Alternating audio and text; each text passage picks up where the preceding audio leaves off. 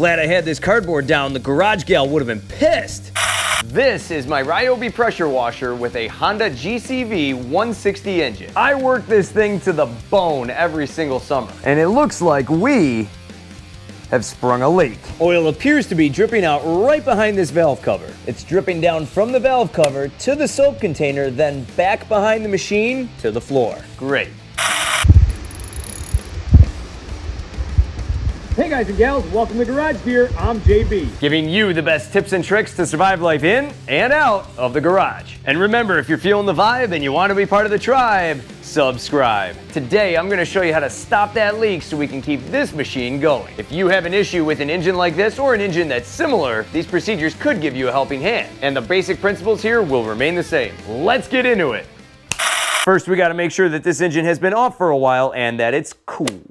Next, we're going to pull the spark plugs to prevent any unnecessary startups. Having some cardboard down here is a good idea because this could get messy. I'm going to start out by pumping out any remaining oil.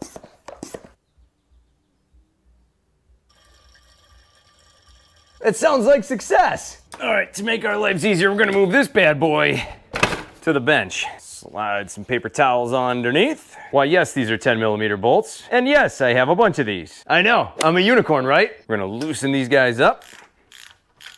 That's one, that's two, that's three, and four. Now, I thought that this cover would come off just a little bit easier than it is right now, so what I'm gonna do is actually remove this top cover. This will allow us some more leverage from behind. Take off our recoil, all 10mm bolts up top. Pop that off, and then we're just gonna set this guy off to the side just ever so slightly. Next, we're just gonna pry this baby off with a screwdriver. There we go. Oh, she's coming off now. Gotta be careful jamming down. You don't wanna hit any internal parts. Off she comes. Now I'm gonna take a razor blade and I'm gonna clean off any remaining residue around the outside, around the outside, around the outside, around the outside of this cylinder head. You don't want that gunk interfering with your new seal. That's about as clean as she's gonna get right there, and now I'm just gonna make sure I wipe it all completely dry. Here's our new valve cover, and in case you're looking to do this on your own, here is the model number. 12310-Z8A-000. As we flip this baby over, you can see that we have this channel right here where all our new sealant is gonna go. And speaking of sealant, here's what we're gonna be using. This is Permatex Ultra Black Gasket Maker. It has high flexibility and is oil resistant. It says here on the back, we're gonna let dry for 1 hour, then tighten to torque specifications. We're going to allow 24 hours to fully cure before filling with fluids or returning to service. This is like the world's worst tube of toothpaste. Here we go. We're going to start spreading around our channel. Want to get a nice bead in there.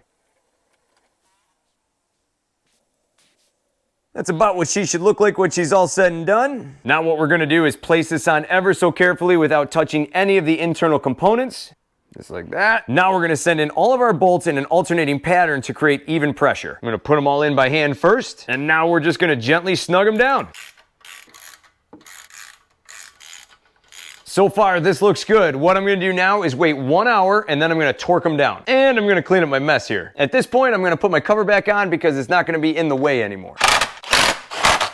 All right, we waited exactly 1 hour, and now what we're gonna do is torque each of these bolts down to 7 foot-pounds. That's one, that's two, that's three, and four. Good. I'm gonna reattach my spark plug here.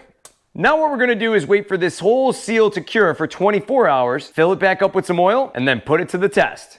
Before I go ahead and fill up that pressure washer with oil, would you mind taking a super quick second and hit that like button down below so that way this video can be shared out to more people with the YouTube algorithm. Thanks. It's now been 24 hours. Actually, it's been about 40 hours now. Let's fill this pressure washer back up with some oil. And good. At this point, we're gonna wait it out. I'm gonna give this a few minutes to see if any leaks reappear. I have a paper towel down there. We'll keep an eye on it. We are now at the 10-minute mark and we have nothing, not a drop. Let's put it to the test.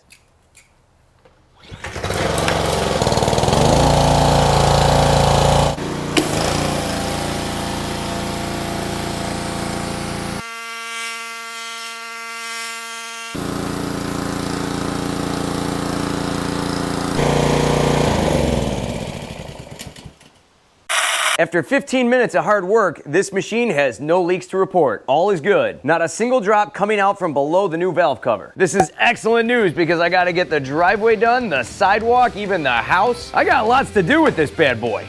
Don't forget to give me one of these and be sure to check out more cool garage gear content right here. Thanks so much for watching, and I'll see you in the garage.